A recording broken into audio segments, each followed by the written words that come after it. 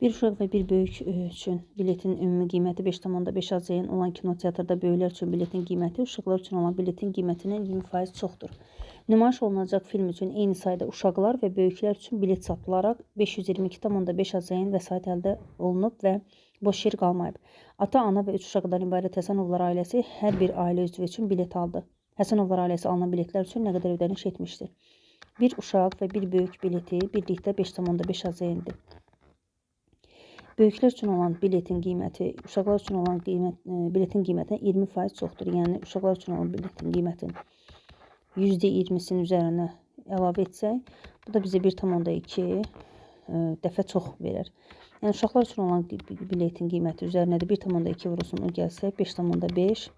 Buradan 2,2 o bərabərdir 5,5 və uşaqlar üçün olan biletin qiyməti 5,5 bölünsün 2,2, nəticədə 2,5 AZN alarıq.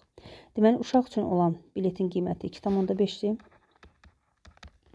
Burada 3 uşaq var. Üstə gəlinsin. Böyüklər üçün olan biletin qiyməti isə ümumilikdə 5,5 AZN-dən çıxıram 2,5-i, qalır 3 AZN. Bu da böyüklər üçün olan bilet. 2 nəfər də böyük adam idi, yəni ata və ana. 2 vurulsun 3. 3'ü vursaq 2,5'e 7,5, üzərinə də 6 gəlsək 13,5 manat pulu olar.